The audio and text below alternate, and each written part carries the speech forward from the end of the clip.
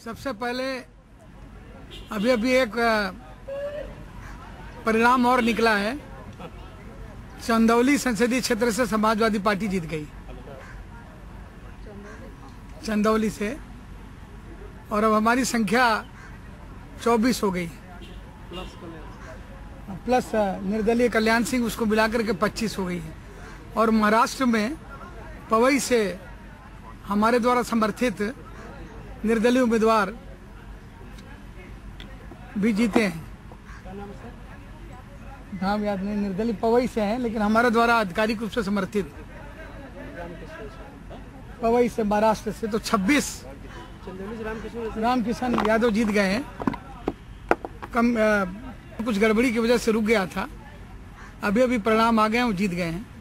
तो समाजवादी पार्टी के कुल 24 चिन्ह पर और 2 निर्दलीय, यानी 26 सांसद हम लोगों के हैं।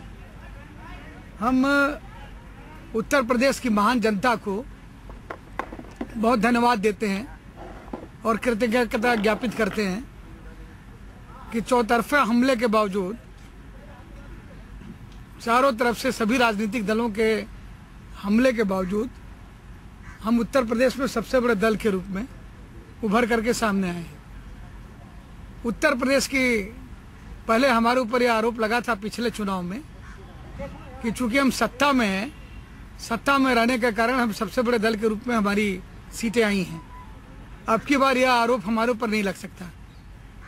बहुजन समाज पार्टी की मायावती जी के नेतृत्व की सरकार ने बहुत सी सीटें, जैसे आजमगढ़ की सीटें और तमाम सीटें हम चंद हजार वोटों से हारे हैं। आंवला की सीटें, जिसमें एक बार तो घोषित हो गया था कि हमारा उम्मीदवार जीत गया, मेनका जी हार गई हैं, फिर बाद में पता चला कि नतीजे बदल गए। तो चंद सीटें तो हम इसका विश्लेषण करेंगे। हमारे प्रबंध में जो कमी आई है, राजनीतिक प्रबंध की कमी के कारण कम से कम हम 7-8 सीटें हारे हैं, जो लगभग हम जीत के कगार पर पहुंच करके हमने वो सीटें खोई हैं। यानी 24 सीटों के बाद अगर हम देखें तो कम से कम 8 सीटें ऐसी हैं जो हमने आकलन किया है, तो 32 सीटें तो हम जीत ही चुके थे।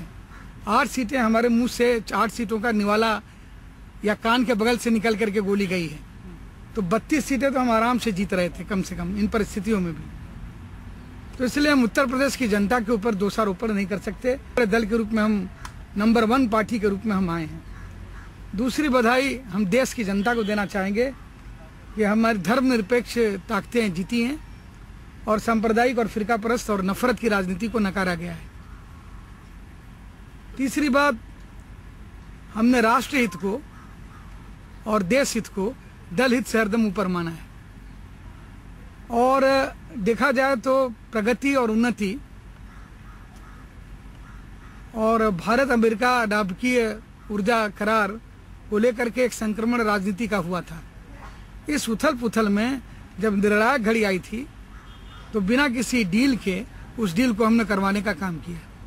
न तो हम मंत्रिमंडल में सम्मिलित हुए, और न यह जो आरोप हमारे ऊपर लगा कि हम अपने मुकदमों के चक्कर में समर्थन किए थे, न तो मंत्रिमंडल का चक्कर, न कोई आर्थिक लाभ का चक्कर, न किसी काम का चक्कर, बिना शर्त के राष्ट्र हित में, देश हित में हमने प्रगति के नाम पर उस करार को करवाया। और इस बात से आदरणीय प्रधानमंत्री मनमोहन सिंह जी और कांग्रेस की अध्यक्ष सोनिया गांधी भी इनकार नहीं कर सकती कि उस घड़ी में, अगर समाजवादी पार्टी ने संक्रमण की घड़ी में, जब चौतरफा देश के विभिन्न प्रांतों में भगवा ध्वज लहरा रहा था, कर्नाटक से लेकर के पंजाब से लेकर के उत्तराखंड तक, उस वातावरण में जिस समय दूर दूर तक कांग्रेस की कोई आशा नहीं थी और राजनीतिक संक्रमण था, बिना किसी शर्त के राष्ट्र हित में हमने दल हित से ऊपर उठकर अपने परंपरागत समर्थक दलों को की नाराजगी झेल करके भी, जैसे वामपंथी अग्रणी हैं, हमने सरकार को बचाया, भले हमारा राजनीतिक नुकसान हुआ हो।